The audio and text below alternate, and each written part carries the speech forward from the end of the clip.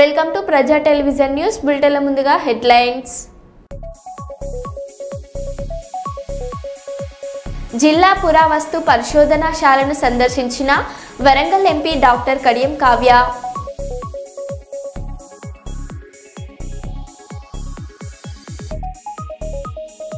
ఢిల్లీలోని రోహిణి ప్రాంతంలో భారీ ఎన్కౌంటర్.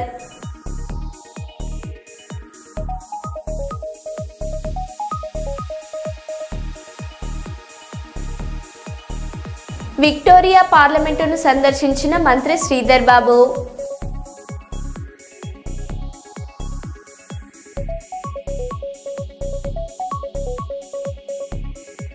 మెదక్ జిల్లా తుఫ్రాన్ టోల్గేట్ వద్ద భారీగా పట్టుబడిన గంజాయి.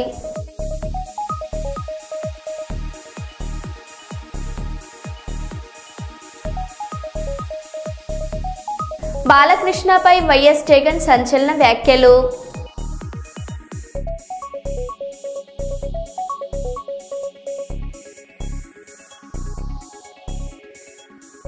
ఇక వివరాల్లోకి వెళ్తే, చేతికి అంది వచ్చిన చెట్టంత కొడుకును కోల్పోయిన పుట్టెడు దుఃఖంలోనూ ఓ అభాగ్య కుటుంబానికి ఆపన్న హస్తం అందించడానికి ముందుకొచ్చారు. గోదావరికని కాకతీయ నగర్కు చెందిన సిరిపురం శ్రీనివాస్ మమత దంపతులు. గత సంవత్సరం రోడ్డు ప్రమాదానికి గురై మరణించిన తమ కుమారుడు సిరిపురం వంశీ స్మారకార్థం ప్రమాదానికి గురై ఆచేతన స్థితిలో ఉన్న స్థానిక గంగానగర్ కు చెందిన మమతా గిరి సతీష్ కుటుంబానికి నెల రోజులకు సరిపడా నిత్యావసర సరుకులను శ్రీనివాస్ మమతా దంపతులు శుక్రవారం అందజేశారు.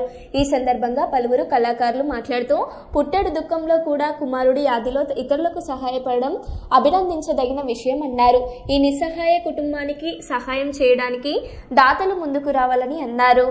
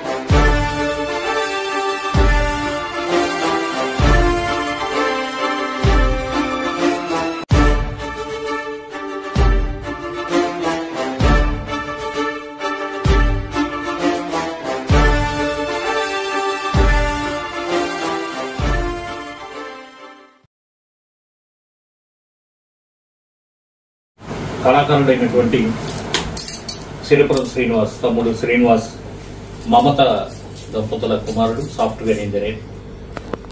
గత సంవత్సరం 1-2 రోజులైతే ఒక కొత్త ఉద్యోగంలో విధులు నిర్వహించాల్సినటువంటి పరిస్థితిలో అంతకంటే ముందు రోజే జరిగినటువంటి ఒక ప్రమాదంలో అర్ధాంతరంగా అసూలు బాసి అందరినీ విడిచి వెళ్ళిపోయాడు. సిరిపురం వంశీ శ్రీనివాస థియేటర్ దగ్గరనే, మన గోదావరికని శ్రీనివాస థియేటర్ దగ్గరనే వాళ్ళ ఇల్లు. సిరిపురం శ్రీనివాస్ మమత దంపతుల యొక్క పెద్ద కుమారుడు. ఆ వంశీ యొక్క ప్రథమ వర్ధంతి ఈరోజు. ఇంతటి విషాదంలోనూ కూడా అంటే చేతికంది వచ్చిన ఒక చెట్టంత కొడుకును కోల్పోయిన విషాద సందర్భంలోనూ తమ కుమారుణ్ణి స్మరించుకుంటూ ఎవరికైనా నీడీ పీపుల్ ఎవరైతే ఉన్నారో వారికి ఏదో కొంత సహాయం చేయాలి నా కొడుకు పేరుపై స్మారకంగా అని ఒక మంచి నిర్ణయం తీసుకున్నారు తమ్ముడు సీను మమత దంపతులు. ఆ సందర్భంగానే ఈరోజు మనం ఇక్కడ గంగానగర్లోని మమతగిరి సతీష్ వాళ్ళ ఇంటికి రావడం జరిగింది. మమతగిరి సతీష్, వారి యొక్క భార్య ఉమ, అమ్మగారు శోభమ్మ, వీళ్ళకిద్దరు ఆడపిల్లలు. లారీ డ్రైవర్గా పనిచేస్తున్నటువంటి సతీష్ ఒకనొక సందర్భంలో లారీకి వచ్చినటువంటి ఒక చిన్న రిపేర్ను చేస్తున్న క్రమంలో అనుకోకుండా ప్రమాదం బారిన పడి పూర్తిగా బెడ్సిక్ కావడం జరిగింది.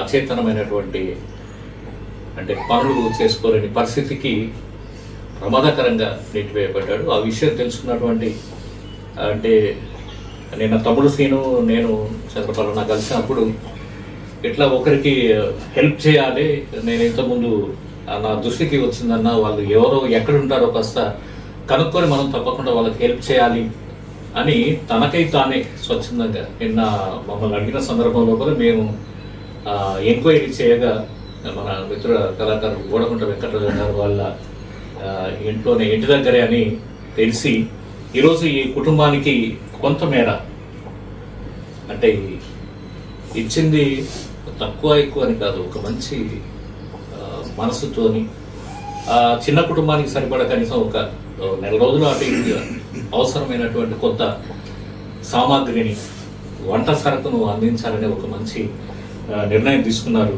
సిరిపురం శ్రీనివాస్ మమత దంపతులు. ఆ సందర్భంగా వాటిని ఈ కుటుంబానికి అందించడం కోసం వారి కుటుంబ సభ్యురాలైనటువంటి వాణి, అట్లాగే కళాకారులు మిత్ర కళాకారులు అయినటువంటి నగర్ కాసిపాక రాజమౌళి గారు, బి వెంకటరాజన్ గారు, అట్లాగే వెంకటలక్ష్మి గారు, వాసు గారు, వీరక లక్ష్మణ్ గారు, చక్రపాల్ గారు, మేము వీరితో పాటుగా కలిసి రావడం జరిగింది.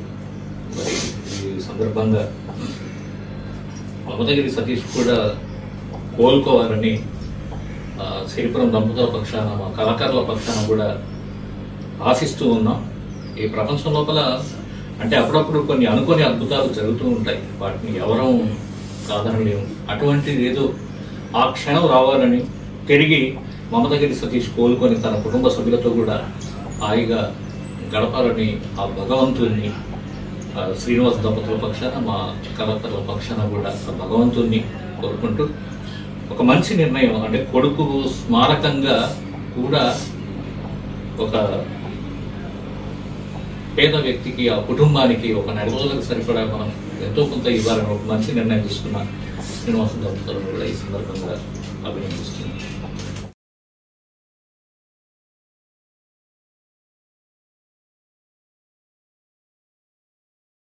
సిరిపురం వంశీ ప్రథమ వర్ధంతి సందర్భంగా తమ్ముడు సిరిపురం శ్రీనివాసు వారి యొక్క ప్రథమ పుత్రుని వర్ధంతి సందర్భంగా మా కృషి కల్చరల్ ఆర్ట్స్ సభ్యుడు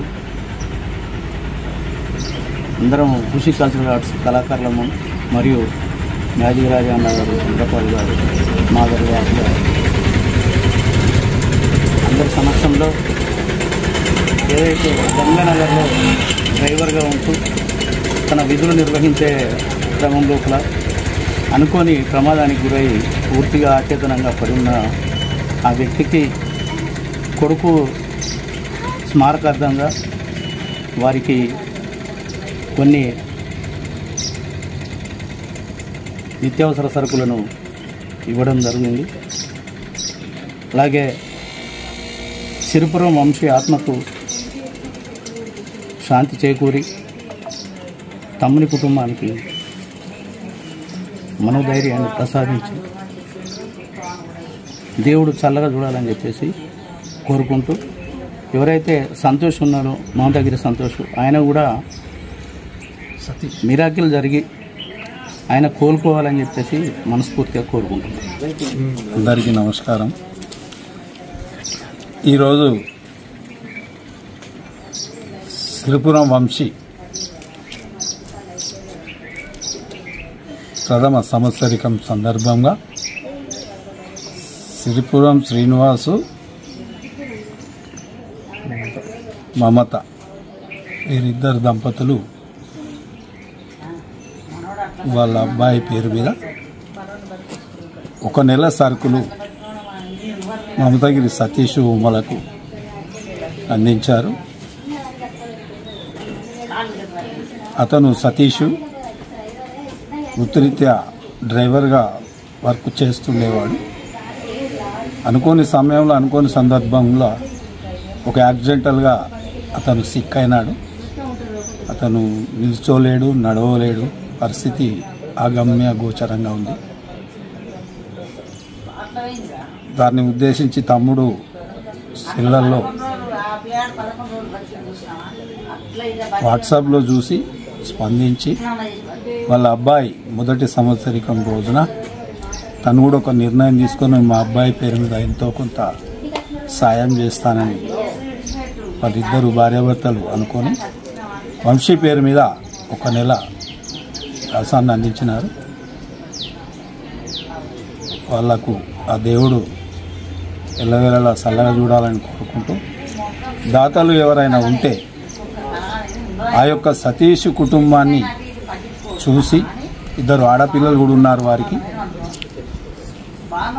వారికి తోచిన సహాయం స్వచ్ఛంద సంస్థలు కావచ్చు, కల్చరల్ ఆర్ట్స్ సంస్థలు కావచ్చు, ఇంకెవరైనా కావచ్చు, తోచిన విధంగా సాయం చేయాలని సతీష్ వాళ్ళకు కోరుకుంటూ, నిరీక్షణ టీవీ వారికి ధన్యవాదాలు తెలుపుతూ ఈ యొక్క కార్యక్రమానికి వచ్చి ఈ యొక్క కార్యక్రమాన్ని తీసుకొని ఈ యొక్క సిరిపురం వంశీ గారి పేరు మీద ఇచ్చిన సరుకులను వారు కూడా సంతోషించినారు. దాతలు ఇంకొంతమంది ముందుకొచ్చి వారికి సాయం చేయాలని కోరుకుంటున్నారు. ప్రైవేట్ ట్రావెల్స్ బస్ ప్రమాద ఘటనలో గాయపడి స్థానిక ప్రభుత్వ సర్వజన వైద్యశాలలో వైద్య చికిత్స పొందుతున్న బాధితులను పరామర్శించిన హోంశాఖ మంత్రి వర్యులు వంగలపూడి అనిత, రవాణా శాఖ మంత్రి మండిపల్లి రాంప్రసాద్ రెడ్డి గాయపడిన వారికి మెరుగైన వైద్య సేవలు అందించాలని వైద్యులను ఆదేశించిన మంత్రులు.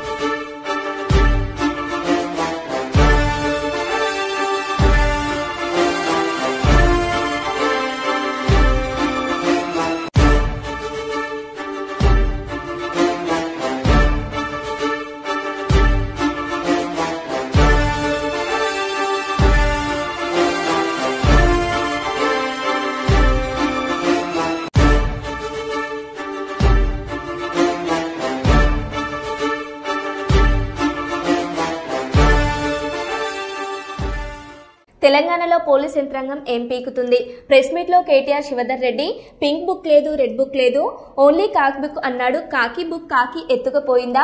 రేవంత్ రెడ్డి తుపాకీ ఇస్తే రోహిన్ రెడ్డి ఆ తుపాకీతో బెదిరించాడని స్వయంగా మంత్రి కొండ సురేఖ కూతురు చెప్పింది. కానీ పోలీసులు ఏమో తుపాకీ ఇచ్చింది కొండ మురళి, బెదిరించింది సుమంతు అని చెప్తున్నారు. బెదిరించిన మాట వాస్తవమే కదా. నిందితుడిని మంత్రి పోలీసులు ముందే తీసుకుపోతుంటే పోలీసులు ఏం చేస్తున్నారు? పోలీసులు దమ్ము, ధైర్యం, తెలివితేటలు ఎక్కడ పోయినాయని కేటీఆర్ అన్నారు. రేవంత్ రెడ్డి తుపాకీ పెట్టింది రోహిన్ రెడ్డి, బెదిరించిన మాట వాస్తవం. ఇది మంత్రి గారి కుమార్తె చెప్తున్నది. పోలీసు వాళ్ళు ఏం చెప్తున్నారు? లేదు లేదు, బెదిరించింది వాస్తవమే, తుపాకీ వాస్తవమే, కానీ తుపాకీ ఇచ్చింది కొండామురళి, బెదిరించింది సుమంతు అని వాళ్ళు కూడా చెప్తున్నారు. కానీ బెదిరించింది అయితే పక్క కదా. పోలీసోడు చెప్పినా, మంత్రి గారి కుమార్తె చెప్పినా బెదిరించిన మాట వాస్తవం, పారిశ్రామికవేత్త తలకి తుపాకీ పెట్టిన మాట వాస్తవం. అట్లాగే ఇవాళ అవినీతి పర్వం జరుగుతున్న మాట వాస్తవం. మరి ఇప్పటివరకు పోలీసులు ఏం చేస్తున్నట్టు? మంత్రి గారి కుమార్తె ఇంత తీవ్రమైన ఆరోపణలు చేస్తే టాస్క్ ఫోర్స్ పోలీసులు, మంత్రి గారు స్వయంగా నిందితుడిని కారులో వేసుకొని మీ కళ్ళ ముందు నుంచి పోతుంటే ఏం పీకుతుంది పోలీస్ యంత్రాంగం అని నేను అడుగుతున్నా. పెద్ద డైలాగులు కొట్టిండు కదా శివధర్ రెడ్డి రాగానే డీజీపీ, మాకు పింక్ బుక్ లేదు, రెడ్ బుక్ లేదు, కాకీ బుక్. ఎక్కడ పోయింది ఇప్పుడు నీ కాకీ బుక్? కాకెత్తుకపోయిందా? కాకీ బుక్ను కాకెత్తుకపోయిందా? ఎక్కడ పోయినాయి మీ పోలీసు యొక్క దమ్ములు, మీ పోలీసు యొక్క తెలివితేటలు, చాతుర్యాలు ఎక్కడ పోయినాయి?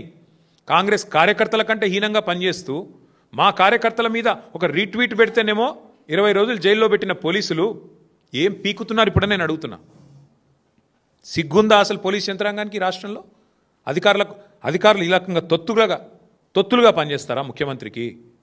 శివధర్ రెడ్డి గారు, మీకు కొంత నిజాయితీ గల అధికారాన్ని పేరుంది, ప్రూవ్ చేసుకోండి, చేతనైతే ప్రూవ్ చేసుకోండి. కృష్ణా జిల్లా ఉయ్యూరు 8 సంవత్సరాల పాపను బెదిరించి వరుసకు మేనమామ అయ్యే వ్యక్తి రేప్ చేసిన కేసులో ఫోక్సో కేసు నమోదు చేసి ముద్దాయిని రిమాండ్కు తరలింపు. తల్లిదండ్రులు ప్రస్తుత సమాజంలో చిన్నపిల్లల్ని కూడా బయటకు పంపేటప్పుడు జాగ్రత్తలు పాటించడం మంచిది అని ఉయ్యూరు సిఐ రామారావు అన్నారు. మొన్నటి రోజు సాయంత్రం 8 సంవత్సరాల బాలిక మీద లైంగిక దాడి జరిగిందని చెప్పి ఒక రిపోర్ట్ రావడం జరిగింది. చాలా అమానుషికరమైన సంఘటన. వెంటనే మన కృష్ణా జిల్లా ఎస్పీ శ్రీ విద్యాసాగర్ నాయుడు ఐపీఎస్ గారు స్పందించి గన్నవరం డిఎస్పీ చలసాని శ్రీనివాసరావు గారి ఆధ్వర్యంలో ప్రత్యేక దర్యాప్తు బృందం ఏర్పాటు చేయడం జరిగింది. దర్యాప్తులో తెలియని విషయాలు ఏంటంటే, బాలిక యొక్క మేనమామ వరుస అయ్యే చాన్ భాషా అనే 30 సంవత్సరాల వ్యక్తి ఆ పాపని బెదిరించి వినాయక చవితి దగ్గర నుండి కూడా పలుమార్లు అత్యాచారానికి పాల్పడ్డాడని, అలానే ఇంట్లో చెప్తే చాకుతో పొడుస్తానని చెప్పి బెదిరించాడని చెప్పి ఆ దర్యాప్తులో తేలిన సంగతులు. దర్యాప్తు అనంతరం ఈరోజు గన్నవరం డిఎస్పీ గారు ముద్దాయిని అరెస్ట్ చేసి కోర్టుకి తరలించడం జరిగింది. ఈ దర్యాప్తులో తేలిన విషయాలను బట్టి ప్రతి ఆడపిల్ల తల్లి తండ్రి కూడా వాళ్ళ ప్రవర్తన విషయంలోనూ, వాళ్ళు ఎక్కడ తిరుగుతున్నారో ఏం చేస్తున్నారో విషయంలో చాలా జాగ్రత్తలు తీసుకోవాలని చెప్పి తెలియజేయడం జరుగుతుంది. గుడ్ టచ్, బ్యాడ్ టచ్ అనే విషయాల మీద చిన్నపిల్లలకి పూర్తిగా అవగాహన కల్పించాలని చెప్పి మా పోలీస్ శాఖ తరపు నుంచి మిమ్మల్ని కోరుకోవడం జరుగుతుంది. సీఎంకు క్షమాపణ చెప్పిన కొండ, కూతురు కామెంట్స్ తో చెలరేగిన వివాదం. కేబినెట్ మీటింగ్ తర్వాత కొండ ప్రకటన. మనస్పర్ధాలు, వివాదాలకు ఇక ముగింపు. అదంతా ఒక కాంగ్రెస్ కుటుంబంలో టీ కప్పులో తుఫాన్ లాగా మన కుటుంబాలలో గొడవలు వస్తాయి. అట్లనే కొన్ని మిస్అండర్స్టాండింగ్స్ వల్ల మాలో కూడా కొంత గొడవ రావడం జరిగింది. కుటుంబంలో వచ్చినట్టే మా పార్టీలో కూడా ఏదో మిస్అండర్స్టాండింగ్ తోటి కొన్ని గొడవలు రావడం జరిగింది. మరి కుటుంబం అన్నాక అందరం కలిసి నడవాల్సిందే. కాబట్టి మరి మా పాప ఏదైతే ఆ రోజు అంటే కొంత పోలీసు రావడం వల్ల ఆవేశంలో ముఖ్యమంత్రి గారిని కొంత మాట్లాడడం ఏదైతుందో దాని విషయంలో నేను క్షమాపణ చెప్తూ మాదంతా కూడా అందరం సర్దుకొని ముందుకెళ్తామని తెలియదు. విజయవాడ బందర్ రోడ్ లో ఉన్న అచంట లక్ష్మీపతి ప్రభుత్వ ఆయుర్వేద హాస్పిటల్లో పేదలకు ఇవ్వాల్సిన మందులు జూనియర్ డాక్టర్లు బ్యాగులకు నింపుకొని వెళ్లిపోవడం జరుగుతుంది. మీరే చూడండి ఈ వీడియోలో. ఇవి నిరుపేదలకు అందాల్సిన మందులవి. డాక్టర్ పేషెంట్లను చూసి ఈ మందులు వాడండి, మీకు వచ్చిన జబ్బు తగ్గుతుందని పరీక్షించి షిఫ్ట్ ఇస్తే ఆ మందుల్లో ఏ మందులు లేవు అని రోగాలతో బాధపడుతున్న పేషెంట్లకు చెప్పి వచ్చిన పేషెంట్లకి మందులు ఇవ్వట్లేదు వీళ్ళు. ఇక్కడున్న మందులన్నీ మీరు ఇలా పట్టుకెళ్ళిపోతే పేదల కోసం ఉంచిన మందులు ఎలా ఉంటాయి అక్కడ చెప్పండి.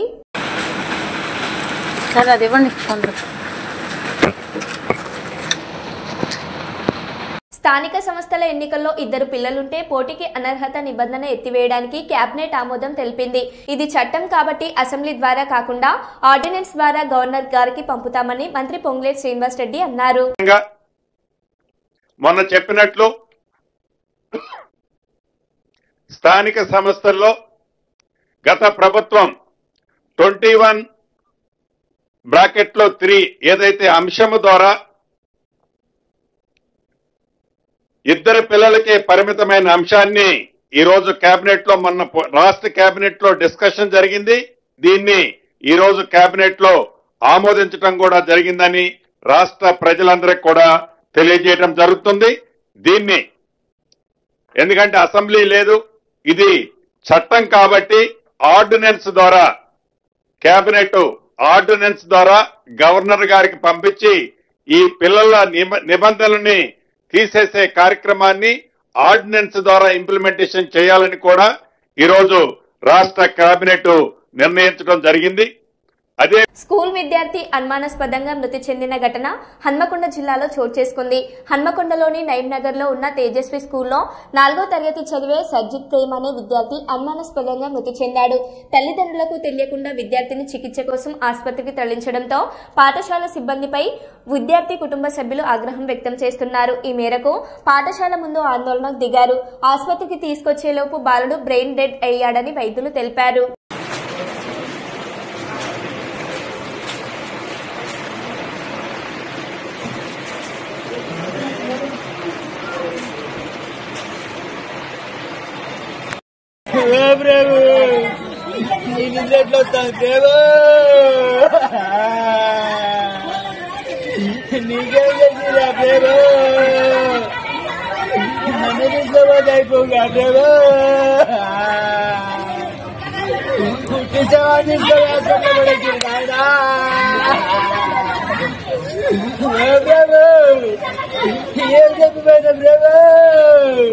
మరో బులెటిన్లో మళ్ళీ కలుద్దాం. Stay tune.